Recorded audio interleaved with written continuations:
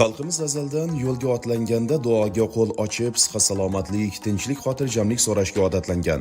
Bu ulug' ne'matlarning hayotimizda naqadar muhim ahamiyatga ega ekanligini har birimiz unutmasligimiz lozim. Albatta, transport vositalari oilalarimizga quvonch va bir qator qulayliklar baxsh etayotgan bo'lsa, ikkinchi tomondan transport vositalaridan oqilona foydalanish, yo'l harakati qoidalariga qat'iy rioya etish, o'zingiz va o'zgalarning hayoti va salomatligiga xavf solmaslik, yo'llarda harakatlanish qoidalariga amal qilish lozim. Biroq ayrim transport vositalari haydovchilari ana shu muhim talabni unutib qo'yishadi.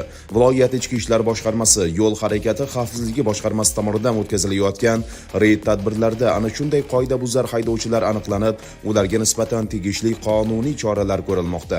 Pahlavan Mahmud ko'chasida haydovchi ushbu transport vositasini qayta jigas o'rnatib harakatlanayotgani aniqlandi. Ushbu holat yuzasidan ma'muriy bayonnoma rasmiylashtirib, mashinani vaqtinchalik saqlab turish uchun jarimadan qo'yib turamiz. Urganch shahrida davom qilayotgan reyd davomida ushbu Damas rusumli transport vositasi to'xtatib tekshirilganda yonida me'yoriy tegishli hujjatlar yo'qligi aniqlandi. Holat yuzasidan ma'muriy bayonnoma rasmiylashtirib, transport vositasi vaqtincha saqlab turish uchun jarima maydoniga olib boriladi. Tungi xizmatimiz davomida to'xtatib tekshirganimizda Equinox transport vositasini tegishli hujjatlarsiz boshqarib kelganligi sababli transport vositasini jarima maydoniga olib boramiz.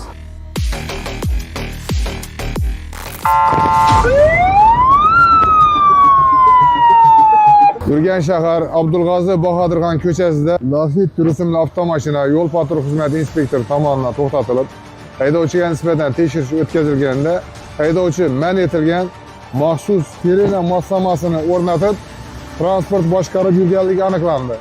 Ushbu holat bo'yicha haydovchiga qoidabuzarlik yuzasidan ma'muriy bayonnoma rasmiylashtirilib, endilikda avtomashinani vaqtinchalik saqlash uchun jarima maydoniga qo'yib turamiz.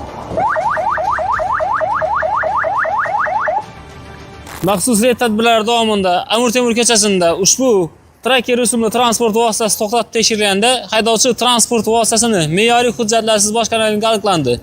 Holat yuzasidan haydovchiga belgilangan tartibda ma'muriy bayonnoma rasmiylashtirib, transport vositasi vaqtincha saqlash uchun jarima maydonchasiga olib boriladi. Urganch shahrida to'xtatilgan mana bu Spark avtomashinasi haydovchisi spirtli ichimlik iste'mol qilib rulga o'tirgan.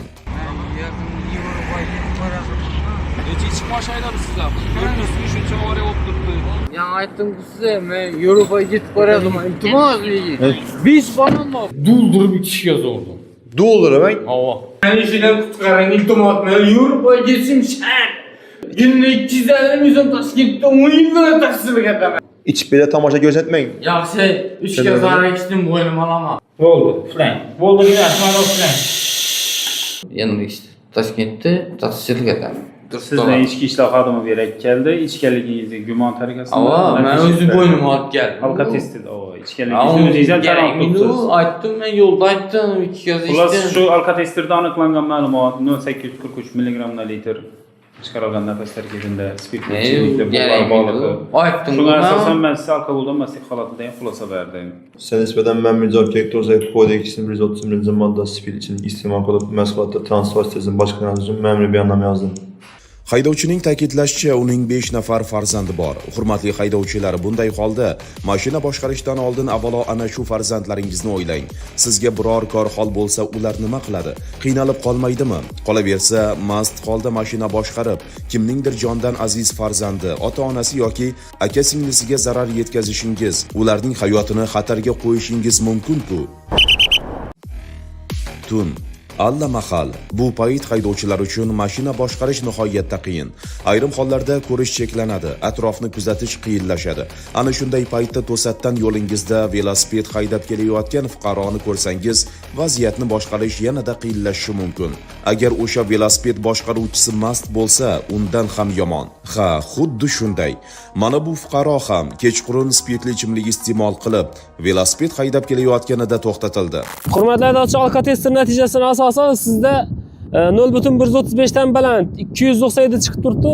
Holat bo'yicha sizda yo'l harakati qonuni 12-bandiga asosan velosipedingizni spirtli ichimlik iste'mol qilgan holatda boshqarganligingiz uchun elektron tartibda ma'muriy bayonnoma rasmiylashtiramiz. Bundan keyin e'tiborli bo'ling, hurmatli haydovchi. Nazarimizda inspektorlar o'z majburiyatini bajarish bilan birga katta falokatning ham oldini olishdi. Kimgadir bu vaziyat erish tuyulishi velosiped haydovchisiga jabr bo'lgan deb hisoblashi mumkin, ammo holatga xolis nazar solib ko'ring. Bunday holatda velosiped haydash avvalo haydovchining o'ziga zarar emasmi? Yo'lga otlandingizmi? Siz harakat ishtirokchisiz. Belgilangan qoidalarga bo'ysunish yo'lovchining ham, istalgan turdagi transport vositalari haydovchilarning ham majburiyati. Mana bu skuter haydovchisi ham. To'g'ri, keyingi vaqtlarda bu kabi ixcham va qulay transport vositalari ko'payib bormoqda. Bu bilan yo'llarda harakat ham tig'izlashyapti. Shunday bo'lsa-da, mana bu haydovchi ana shu omillarga bepisand qaragan. Spirtli ichimlik ichib, skuter boshqargan.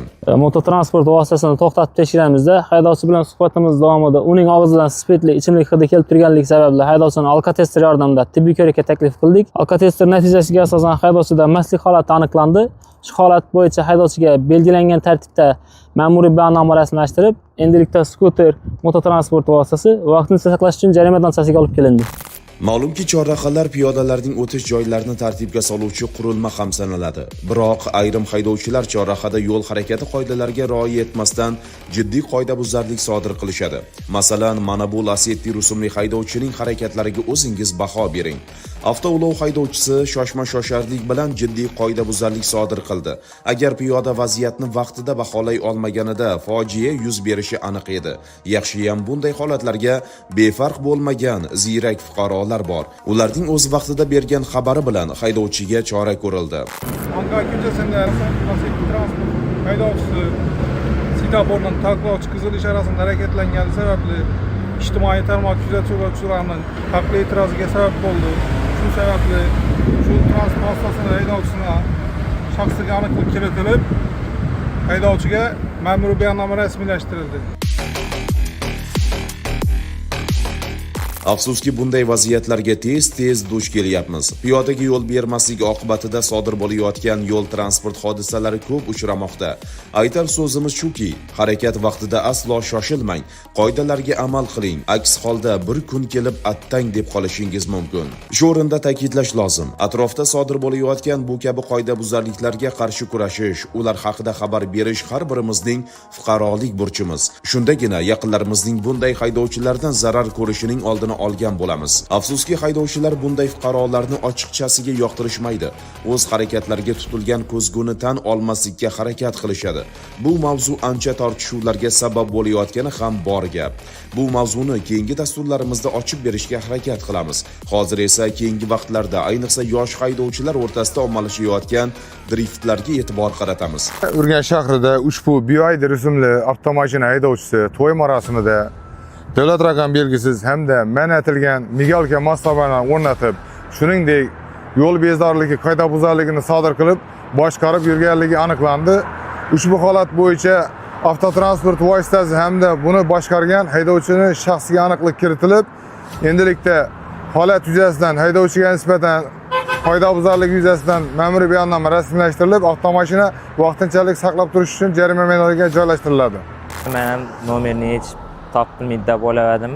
Shu topib biladilar ekan, eshikma tavsiyatimman. Yoshlikka ko'pman, qonuniy chora ko'rildi. O'zimga to'g'ri xulosa chiqarib oldim. Boshqa taklif olmayman.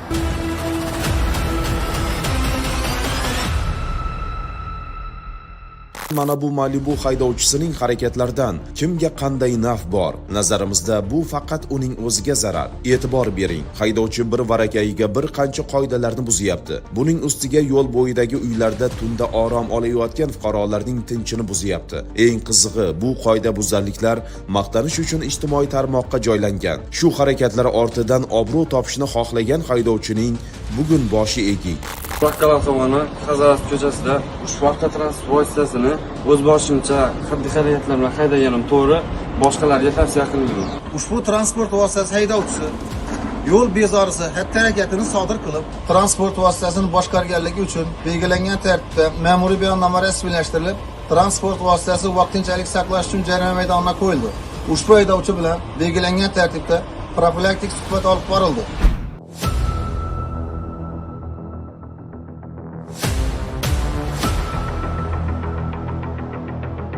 Kuni kecha Urganch shahrida ushbu Damas rusumli avtomashina haydovchisi transport vositasiga tegishli bo'lgan davlat raqam belgisini ko'rinishini cheklovchi moslamalarni o'rnatib, yashirib, svetoforni taqiqlovchi qizil ishorasida harakatlanganligi videosi ijtimoiy tarmoqlarga tarqalib, ijtimoiy tarmoq kuzatuvchilarining haqli e'tirozlariga sabab bo'lgan edi. Bugun yo'l harakati xavfsizligi boshqarmasining mas'ul xodimlari tomonidan ushbu holat o'rganildi va belgilangan tartibda ushbu qo'pol qoidabuzarlikni sodir qilgan haydovchining shaxsiga va ushbu transport vositasi aniqlandi. Belgilangan tartibda ushbu qo'pol qoidabuzarlikni sodir qilgan haydovchiga nisbatan yo'l patrul xizmati inspektorlari tomonidan ma'muriy bayonnoma rasmiylashtirilib, ushbu transport vositasi vaqtinchalik ushlab turish uchun jarima maydonchasiga joylashtirildi. Shu o'rinda barcha haydovchilarimizda yo'llarda harakatlanganda yo'l harakati qoidalariga va transport vositasidan foydalanish qoidalariga qat'iy rioya qilgan holda harakatlanishlarini so'rab qolamiz. Zero unutmang, qonun ustuvor, jazo muqarrar ekanligi albatta ta'minlanadi. Ta'kidlaganimizday, yo'llardagi bunday xatarli boshqaruv harakatning boshqa ishtirokchilariga katta xavf tug'diradi. Biroq biz so'z yuritmoqchi bo'lgan qoidabuzarlik tug'diradigan xavf undanda jiddiy. To'ylarda kortej bo'lib harakatlanish, quloqni qomatga keltiradigan drift va signallar yurtdoshlarimizning haqli e'tirozlariga sabab bo'lyapti. Bu holga indamay qarab turgan to'y egalari, farzandiga istagan ko'ngil xushligini qilishga ruxsat bergan ota-onalar qachon mas'uliyatni his qiladi? So'nggi kunlarda yoshlarimiz nikoh to'ylarida yoshlarimiz tomonidan yo'llarda harakatlanganda yo'l harakati qoidalarini qo'pol tarzda buzib, drift qilib, yo'l bezovligi qoidabuzarliklarni sodir qilish holatlari uchramoqda.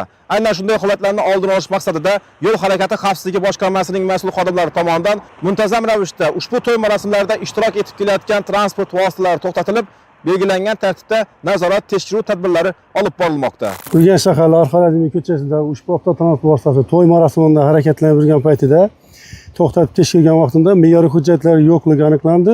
Holat yuzasidan ma'muriy bayonnoma rasmiylashtirib, vaqtinchalik jarimadan qo'yib turamiz. To'y marosimida ushbu Lacetti avtomobili to'xtatib tekshirilganda haydovchi transport vositasini tegishli hujjatlarsiz boshqarganligi aniqlandi. Holat yuzasidan haydovchiga belgilangan tartibda ma'muriy bayonnoma rasmiylashtirib, transport vositasini vaqtincha saqlash uchun jarima maydonchasiga qo'yib turamiz.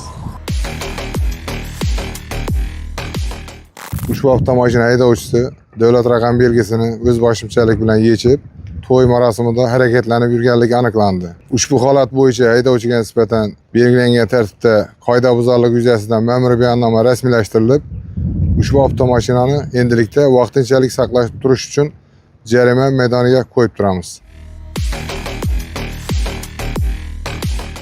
To'y marosimida Malibu rusumli transport vositasi to'xtatib tekshirilganda haydovchi transport vositasini tegishli me'yoriy hujjatlarsiz boshqarganligi aniqlandi. Holat bo'yicha haydovchiga belgilangan tartibda ma'muriy bayonnoma rasmiylashtirib, endilikda ushbu Malibu rusumli transport vositasi vaqtincha saqlash uchun jarima maydonchasiga olib boriladi. Urganch shahrida Al-Xorazmiy ko'chasida to'y marosimida harakatlanib kelayotgan Hyundai Tucson rusumli transport vositasi to'xtatib tekshirilganda haydovchi transport vositasini yo'l harakatisiz boshqarib kelayotganligi aniqlandi. Holat yuzasidan haydovchiga belgilangan tartibda ma'muriy bayonnoma rasmiylashtirib, transport vositasi vaqtincha saqlash uchun jarima maydonchasiga olib boriladi.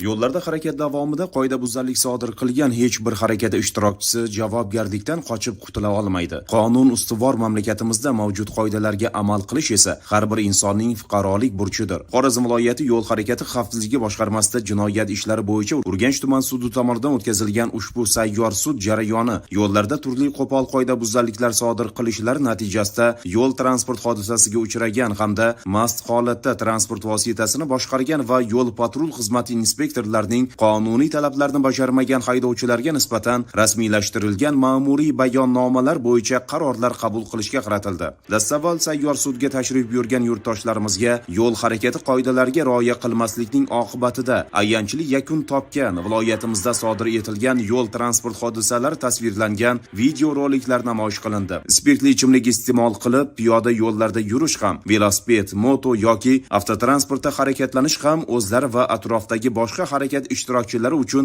juda ayanchli halokatlarga sabab bo'lishi mumkinligini unutmasliklari bo'yicha tushuntirishlar berib, qoidalarga rioya qilmaslik ayanchli yakun topgan holatlar bo'yicha hayotiy misollar orqali aytib, birgina kichkina xatolik qanchalik zarar yetkazishi to'g'risida ogohlantirib o'tdi. Yo'l harakati xavfsizligi boshqarmasi tomonidan bir necha marotaba tushuntirish va ogohlantirishlar berilishiga qaramasdan, yo'llarda harakat davomida qoidalarga amal qilmaslik, mensimaslik oqibatida turli ko'rinishdagi yo'l transport transport hodisalari sodir etgan ushbu haydovchilarning qoidabuzarliklariga tegishli tartibda aniqlik kiritilib, tegishli qarorlar qabul qilindi. Shu o'rinda piyoda va haydovchilardan shuni so'ragan bo'lardikki, yo'llarda qoidalarga amal qilib, madaniyatli tarzda harakatlanish bu o'z hayotingiz uchun zarur ekanligini unutmang. To'g'ri, bugun xalqning turmushi yaxshilanib, mashinalar ko'paymoqda. Shu bilan birga yo'llarda tig'iz harakat va tirbandliklar ham yuzaga kelmoqda. Bunday vaziyatda aslo shoshma-shosharlik qilmang. Svetofor va yo'l belgilari, yo'l chiziqlari talablariga rioya qiling. Barcha harakat ishtirokchilari bilan o'zaro xushmuomalada bo'lishga intiling. Belgilangan tezlik talablariga hamisha amal qiling. Shoshilmang. Aytmoqchi bo'lganimiz, ko'cha doimo tasodiflarga to'la. Bu murakkab jarayonda bemalol harakatlanish uchun siz doimo amal qilishingiz lozim bo'lgan qoidalarni unutmang. Afsuski, ularga amal qilmaslik oqibatida har kuni yo'llarda turli ko'rinishdagi avariyalar uchrab turibdi. Masalan, yaqinda Tuproqqal'a tumanida sodir bo'lgan hodisa ayanchli yakun topdi. Joriy yilning 11-oktyabr kuni soat 12:00larda Tuproqqal'a tumani hududidan o'tgan D213Y avtomobil yo'lining 3-kilometrida haydovchi 1970-yilda tug'ilgan boshqaruvdagi Damas rusumli avtomobilni yo'lni o'ng tomonida to'xtab, orqasidan harakatlanib kelayotgan transport vositasini o'tkazmasdan qayrilib olayotgan paytida haydovchilik guvohnomasiga ega bo'lmagan 1965-yilda tug'ilgan tegishli hujjatlarsiz boshqaruvda bo'lgan 10X rusumli avtomobil bilan to'qnashib yo'l transport hodisasi sodir etgan. Natijada Damas rusumli avtomobil salonida bo'lgan yo'lovchi 2022-yilda tug'ilgan, voyaga yetmagan tuman shifoxonasida vafot etgan. Mazkur holat yuzasidan Tuproqqal'a tumani ichki ishlar bo'limi tergov guruhi tomonidan dastlabki tergov oldi surishtiruv harakatlari olib borilmoqda. Bir oila o'zining endigina 3 yoshga to'lgan murg'ak farzandidan ajraldi. Albatta, bu sodir bo'lmasligi ham mumkin edi. Hurmatli haydovchilar, yo'llarda belgilangan qoidalarga amal qiling. O'zingiz va atrofdagilar hayot